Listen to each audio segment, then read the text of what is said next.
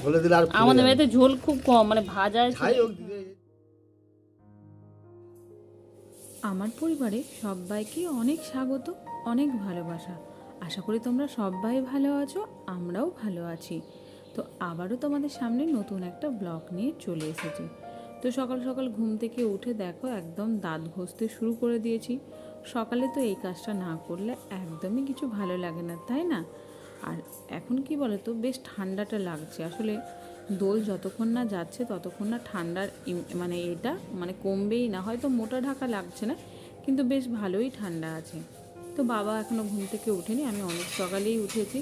তো বাবা কি বলো তো, শরীরটা যেহেতু ভালো থাকছে না, এই কারণে রাত্রের দিকে এত বাথরুম হচ্ছে। বাবার তো এটাই একটা বড় রোগ, মানে রাত্রেবেলায় মোটামুটি 8-9 বার শুধু বাথরুমে যাওয়া কাজ।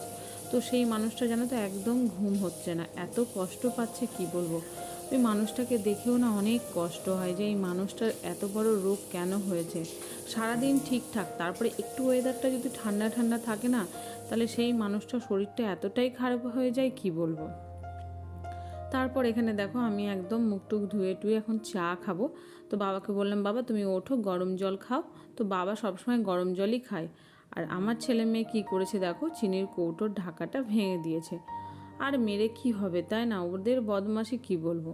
তো এখন খাবো চা, বাবাকে গরম জল দেয়া হয়, তারপরে একটা ডিম সেদ্ধ দেয়া হয়, তারপরে চা। তো এই কাপগুলো দেখতে পাচ্ছ, এগুলো শান্তিনিকেতন থেকে আমার বরমশাই নিয়ে এসছে। তো আমি আজকে গোছাতে গোছাতে হঠাৎ করে দেখতে পেলাম।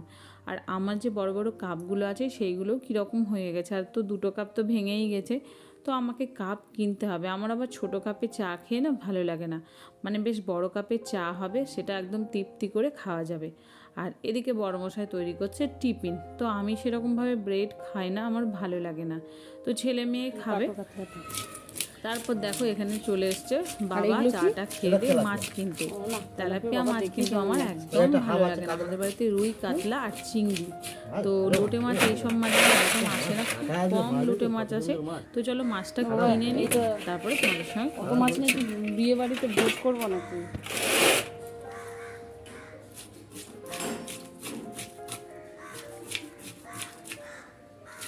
লবণ চলছে 250-300 কোন কাতলা নেই বাবা, লবণ চলছে সেরকম মাছ না বাবা, আমি সেটা বলছি।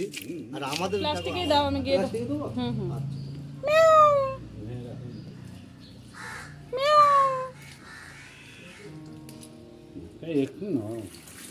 তো মাছ কেনা হয়ে গেছে, এখন চলে এসেছি রান্নাঘরে। আর আজকে বাবাকে দিয়ে সবজি কাটাবো। আর এই মানুষটাকে না আজও আমি চিনতে পারি না, এই মানুষটা আসলে কী। মানে এই মানুষটা এই বকছে, এই ভালোবাসছে, আবার এই এত শত করে। তো এখানে দেখতেই পাচ্ছ যে কাতলা মাছটা কিনেছে, যেহেতু আমার মেয়ে প্রচণ্ড মাছ খেতে ভালোবাসে, মানে আলু সেদ্ধ, ঘি, লবণ আর হচ্ছে এইরকম মাছ ভাজা। 1 পিস দিলে হবে না, 2 পিস মাছ ভাজা লাগবে। তো দাদু চলে যাব করছে। মোটামুটি যাওয়ার আগে তো ফ্রিজ ভর্তি মাছ রেখে দিয়ে যাবে, যেহেতু ওরা খেতে ভালোবাসে। আর এই দাদার কাছে মাছ আমরা নিই, মোটামুটি 2টো লোক আছে যাদের কাছ থেকে আমরা মাছ নিই। তো এখন আমি মানে বেশ কৌটো কৌটো করে রেখে দেবো, অনেকটাই মাছ না, ফ্রিজে কিছুটা মাছ আছে। আবার মোটামুটি এটা 2 কিলো মতো একটা কাতলা কিনেছে। আর কাতলা মাছের টেস্টটা কিন্তু দারুণ ছিল, আর কাতলা মাছ তো খেতেও ভালো হয়। তো অন্য কোনো মাছ খেতে চায় না, এই কারণে বাবা যখনই আসে বাবা এত করে মাছ কিনে দেয়, যেহেতু ওরা ভাজা খেতে ভালোবাসে। আর ছেলেও তো মাছ ভালোবাসে, মাংসর থেকে মাছ তার ছেলে ভালোবাসে, তার মেয়ে ভালোবাসে, এই হচ্ছে ব্যাপার। তো বাবার একটা জিনিস জানো তো সব থেকে ভালো, যে যেটা খেতে ভালোবাসে যাওয়ার আগে সব কিছু কিনে কেটে দেবে। আমি চিকেন খেতে ভালোবাসি বলে আমাকে টাকা দিয়ে যাবে যে তুই এটা কিনে খাবি, চিকেন এটা খাবি।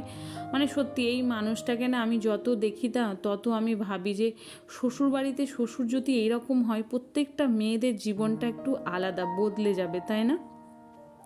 তো আমার মুগের ডালটা শেষ হয়ে গেছিলো, তো বাবা কিনে নিয়ে এসছে। কোনো সময় ভাবে না যে এখানে এলে শুধু আমাদেরকেই খরচা করতে হবে বা আমাদেরকেই কিনতে হবে, ওসব না। তো বাবা এলে তো আমি মনে করি বাবারই সংসার, বাবাই কিনে কেটে, বাবা শুধু যাওয়ার আগে জিজ্ঞেস করে কোনটা লাগবে, লবণ লাগবে, তেল লাগবে।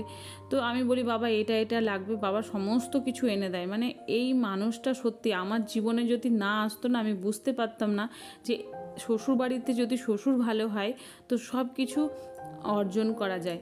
হ্যাঁ, মনের মধ্যে দেখো অনেক দুঃখ আছে, অনেক কষ্ট আছে, কিন্তু তবু আমি সেগুলোকে কোনায় ফেলে রাখি, দিয়ে ভাবি যাক শ্বশুরবাড়ির লোকজন তো আমাকে এত ভালোবাসে, এদের ভালোবাসা ছাড়া আমি সত্যিই অচল। আমাকে যদি আমার বর কোনো দিন তাড়িয়েও দেয় না, তাও আমাকে জানো তো এরা তুলে নেবে। সব সময় বলে যে থাক, এখানে থাকতে হবে না, চল আমাদের সঙ্গে কিষানগঞ্জ চল, মানে যেহেতু আমার শ্বশুরবাড়ি কিষানগঞ্জ, তো বলে ওখানে গিয়ে থাকবি, এখানে থাকতে হবে। যেহেতু আমার সঙ্গে আমার বরের না একদম মিল হয় না, মানে ও ডায়ে যায় তো আমি বায়ে যাই, তো বাবা এই জন্য বলে যে দরকার নেই, চল দুটো বাচ্চা নিয়ে ওখানে। তো এতটা বছর আমি কলকাতায় থেকেছি, তো এখন গিয়ে না মনটাও বসাতে পারবো না, এই কারণে আমি যেতেও চাই না। কি করব বলো, আমার কপালটাই এরকম। আমার যে কপালটা এত পোড়া হবে আমি নিজেও মানে ভাবতে পারিনি। যেই মানুষটাকে আমি অনেক স্বপ্নে ভেবেছিলাম সেই মানুষটা এরকম হবে ওরকম হবে, কিন্তু যখন বাস্তবে দেখলাম সেই মানুষটা একদমই আলাদা। হ্যাঁ, খারাপ বলবো না, সেই মানুষটা অনেকটাই ভালো, কিন্তু তবুও মনে হয় কোথাও একটা যেন ফাঁকা ফাঁকা থেকেই যায়, যেটা আমার সঙ্গে কিছুতেই মিলাতেই পারি না আমি। তো তারপরে ফ্রেশ হলাম, হয়ে টয়ে এই যে এখন বিছানাপত্রটা মানে ঠিক করবো, আজকে একটু নতুন চাদর পাতবো। আমার যখন মনটা ভালো থাকে না, তখন আমি এই যে জামা কাপড়, বিছানাপত্র, আলমারি গোছানো, এই সব কাজগুলো করলে আমার মনটা ভালো হয়ে যায়। আজকে সকালে যেন হঠাৎ করে উঠে এত মনটা মানে খারাপ করতে লাগছিলো, মায়ের স্বপ্ন দেখেছিলাম হঠাৎ করে। কি একটা যে স্বপ্ন না, মানে আমি শুয়ে আছি, মা আমার পাশে এসছে, মা আমাকে বলছে এত ঘুমাচ্ছিস কেন, মানে এই একটা এলোমেলো স্বপ্ন। অনেক দিন পর আমি আমার মায়ের মুখটা দেখতে পেলাম। জীবনে মা ছাড়া সত্যি কিচ্ছু নেই, আমার যে মা নেই সেটা আমাকে সব সময় ভাবি, ছবি দেখি তখন ভাবি সত্যি। সারাদিনের শেষে যখন একটা ফোন আসতো মায়ের, তখন কত খুশি হতাম। এখন আর ফোনও আসে না, সেই মা শব্দটাই কোথাও যেন চলে গেছে। আর মন থেকে কি বলো তো, বাবা যতই ভালোবাসুক, মায়ের ভালোবাসার কাছে কিন্তু কিচ্ছু না। আমি মা হয়েছি, আমি যদি কিছুক্ষণের জন্য যাই, কিছুক্ষণ আমার ছেলে মেয়ে ভালো থাকবে, তারপরেই তার বাবাকে বলবে মাকে ডাকো, মাকে ডাকো, মাকে ডাকো। আমি অনেক সময় রাগ করে, জানো তো, জিনিসপত্র ভেঙে আমি রাগ করি না সত্যি করে। হয়তো ছেলে মেয়েকে পড়াশোনা নিয়ে বকছি, মারছি, তখন হয়তো বরের সঙ্গে রাগারাগি হয়, তখন আমি সোজা কোনো দিকে তাকাই না, জানো তো, আমি রাগ করে সোজা স্টেশনে চলে যাই। স্টেশনে গিয়ে এক কাপ চা খাই আর বসে বসে দেখি, প্রত্যেকটা মানুষকে দেখি যে যদি তারা কষ্ট সহ্য করে, যুদ্ধ করে জীবনটাকে চালিয়ে যেতে পারে, তাহলে আমিও পারবো। এটাই মনের মধ্যে জোর রাখি। যখন হতাশ হয়ে যায়, আমি স্টেশনে গিয়ে লোকগুলোকে দেখি, প্রত্যেকটা মানুষের মুখের দিকে তাকিয়ে দেখি যে তারাও তো কষ্ট করছে, তারাও তো লড়াই করছে বেঁচে থাকার জন্য, তাহলে আমি কেন পারবো না। তখন আমি কি করে জানো তো, আসার শেষে এটা ওটা বাজার করে নিয়ে বাড়ি চলে আসি। তো আমার বর্মশাইও জানে যে ও রাগ করলে ঠিক স্টেশনে গিয়ে একা বসে থাকবে। তো এটাই হচ্ছে আমার রাগের জায়গা। আমি জিনিসপত্র ভেঙে রাগ করি না সত্যি, কেন জিনিসপত্র ভেঙে গেলে আবার পয়সা দিয়ে কিনতে হবে।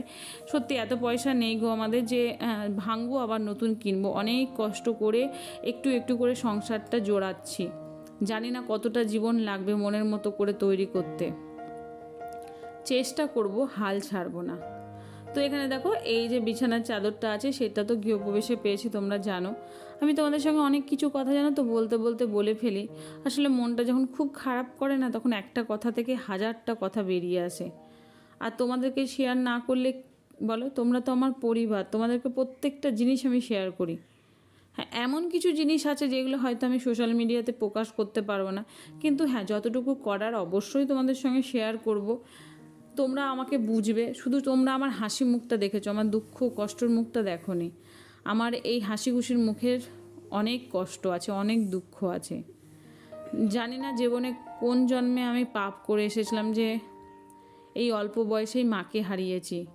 আজ ছেলে মেয়ে, দিদা বলতে গেলে কিচ্ছু নেই। দিদা দাদুর ভালোবাসাটা একটা আলাদা জিনিস, তাই না?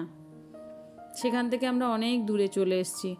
আজ 10টা বছর হয়ে গেছে মাকে ছাড়া আছি, আরও 10টা বছর পেরিয়ে যাবে, সেই একাই থাকতে হবে। সে চোখটা বন্ধ করে রেখে দিয়ে আমাদেরকে চলে গেছে, আমাদেরকে পিছন মানে কি আমাদেরকে তাকিয়েও দেখবে না সে। তো তুমি যেখানেই থাকো মা, তুমি সুস্থ থাকো, ভালো থাকো। আমি তো মনে করি আমার ছেলে যখন হয়, আমি জানি মা তুমি আমার ছেলের রূপে এসছো, সত্যি করে আমি তোমাকে এতটাই ভালোবাসি। আমি কোথাও তোমাকে যদি মনে হয় যে একটু স্বপ্নেতেও আসো, তাও আমি তোমাকে আগলে চেপে ধরে রাখি যে তুমি আর যেও না। মা মাই হয়। তো দেখো সমস্ত কাজ করার পর না একদম ক্লান্ত হয়ে গেছি। এই রুমটা পরিষ্কার করেছি, ওই রুমটাও এখন পরিষ্কার করব, যতটুকু পারি দেখো কাজ করি। আমার তো একা হাতের কাজ, কিন্তু হ্যাঁ এখন যে কাজের একটা মানুষ পেয়েছি আমার শ্বশুরমশাই, তাকে দিয়ে রীতিমতো আমি দুবেলা করে সবজি কাটাই, জানো, মশলাপাতি ছাড়া করাই। এই কাজের লোকটা যদি মানে কাজের লোক না, আমি তার কাছে কাজের লোক, এই মানুষটা যদি চলে যায় তাহলে আমি জানো তো কান্না ছাড়া কিচ্ছু নেই। তো চলো ঝটপট করে এই চাদরটা খুব পেতে নিই, তারপরে আবার সান আছে, রান্না আছে, সবই তো বুঝতেই পারছো একটা হাউস ওয়াইফের কী রুটিন হতে পারে। তো চলো দেখতে থাকো।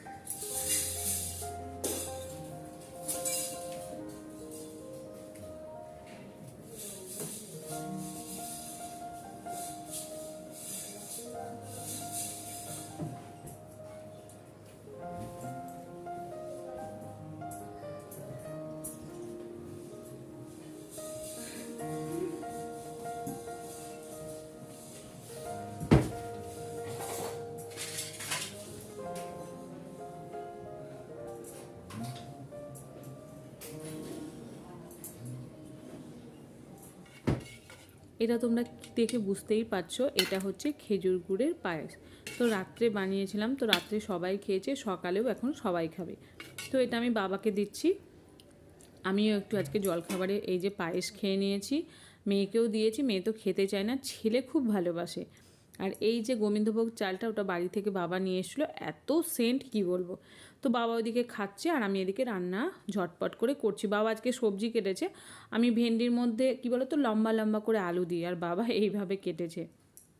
ভেন্ডি পটল এত দাম কি বলবো, পটল 200 টাকা, ভেন্ডি 150 টাকা, মানে কি বলবো এত দামে সবজি খাওয়াটাই হচ্ছে মুশকিল। তো আমিও সবজি সেরকম ভালোবাসি না, আমার ছেলে মেয়েও ভালোবাসে না, একমাত্র সবজি ভালোবাসে আমার কর্তা মশাই, তার সঙ্গে হচ্ছে আমার শ্বশুর মশাই, এরা সবজি ভালোবাসে। আমার সত্যি করে মাছও সেরকম ভালো লাগে না, আমার একটু চিকেন আর ভাত হলে আর কিচ্ছু লাগে না। তো বাবা যেহেতু ভেন্ডি ভালোবাসে, আর এখনকার ভেন্ডিগুলো খেতেও ভালো লাগছে, আর কিছুদিন পর হয়ে গেলে না, একটু বুড়ো বুড়ো হয়ে গেলে দেখবে তখন আর খেতে ভালো লাগে না। তো এখানে একটু টমেটো দিয়ে দিয়েছি, আর ভেন্ডিটা বেশ কাঁচা কাঁচা হবে, তাহলে খেতে দেখবে ভালোই লাগে, খুব এক যে খারাপ লাগে তা না, কিন্তু ওই ভেন্ডিটা যে আমি খুব যে ভালোবেসে খাই সেটা না, খেতে হয় তাই। তো ওদিকে রান্না বান্না করে সব কিছু পরিষ্কার টরিষ্কার করে আমি স্নান করে নিলাম। সত্যি করে কি বলো তো, অনেকক্ষণ ধরে কাজ করছি না, অনেকক্ষণ কাজ করতে করতে পুরো মাথা ব্যথা। তাও তো তোমাদের সঙ্গে ঘর মোছাটা শেয়ার করতে পারিনি, আর প্রত্যেক দিন কী আর শেয়ার করবে বলো। আর এখানে দেখতেই পাচ্ছ গাছে অনেক ফুল ফুটেছে, আমার পুজো করতে এখন বেশ ভালোই হয়েছে, ফুল সেরকম কিনতে হচ্ছে না, গাছেই টুকটাক ভালোই ফুল হচ্ছে। তারপরে তো ওই যে মোচার বড়া করব, আমাদের বাড়িতে কী বলো তো মোচার তরকারি হয় ছোলা দিয়ে, তো বাবা খেতে ভালোবাসে, বাবা সব থেকে ভালোবাসে এটা হচ্ছে মোচার বড়াটা। তো মোচার এই যে আমি এখন বড় বড় করে মোচার বড়াগুলো করছি, আর একটা সেদ্ধ করে করা হয়, তো সেটা আজকে আর করবো না, এরকম গোটা গোটাভাবেই করব। ভেঙে গেছে, যেরকম গোটা গোটা থাকে না, তাহলে খেতে খুব ভালো লাগে, বেশ কড়মড় করে, চাল গুঁড়োটা পড়ে না, দারুণ লাগে। তো মেয়েকে বললাম, বাবু তুমি ওই দিকটা পুজোর এসব জিনিসপত্র যেগুলো আছে তুমি ঠিকঠাক করে রাখো, আর আমি এখানে গরম গরম মোচার বড়াটা ভাজি, তারপরে খাবো। প্রচণ্ড খিদেও পেয়ে গেছে, ওই সকালে এক বাটি মানে পায়েস খেয়েছি না, খিদেও লেগে গেছে। ভাবি যে খাবো না কিছু, চলো না খেয়েও চলবে, আমি তো ডায়েটিং ফাইটিং এসব কিছু করতে পারবো না, প্রচণ্ড আমি হচ্ছে কী বলো তো খিদে সহ্য করতে পারি না, মানে খিদে সহ্য করে থাকতেই পারি না। তো দেখতেই পাচ্ছ একদম লাল লাল করে বড়াগুলো হচ্ছে, আর সত্যি করে দারুণ টেস্ট হয়েছে। তোমরা যদি চাও এরকমভাবে একবার মোচার বড়াটা খেয়ে দেখবে, খুব যে খারাপ লাগে সেটা না। আর এমনিতেও আমি রান্নাবান্না যেটুকুই পারি তোমাদের সঙ্গে সেটুকুই শেয়ার করি। তো চলো এটা ভেজে নিয়ে সোজা চলে যাব খেতে।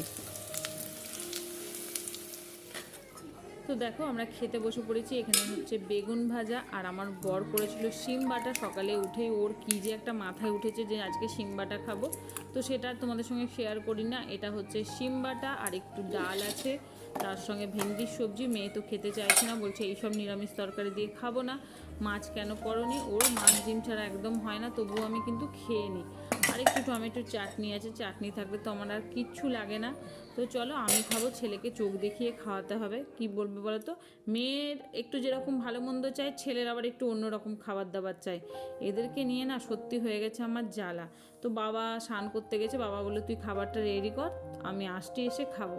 তো চলো আজকের ব্লগটা আমি এখানেই শেষ করছি। আশা করি তোমাদেরকে ভালো লাগবে, আর ভালো লাগলে অবশ্যই একটা লাইক করো, শেয়ার করো। এখানে দেখো ছোট্ট একটা প্লেট, তো মেয়েকে অনেক বকার পর বলে দাও এই ছোট্ট প্লেটে একটু খাই, বেশি কিন্তু দেবে না। আসলে ও একদমই সবজি কিন্তু দাঁতেই কাটতে চায় না, মানে আমি কি যে করব না, আমি সত্যি করে ভেবে পাই না। প্রত্যেক দিন আমি ওকে বলি যে সবজি খাওয়াবো, সবজি সবজি খাওয়াটা ভালো, কিন্তু ও কিছুতেই শুনবে না। নিম পাতা উচ্ছে এগুলো তো একদম মানে কি পাতে কি দেখলেই বিরক্ত হয়ে যায়। তো চলো ছেলেকেও খাওয়াবো, আমিও খাবো। তো আবারও একটা মানে নতুন ব্লগে তোমাদের সঙ্গে দেখা হবে। আজকের মতো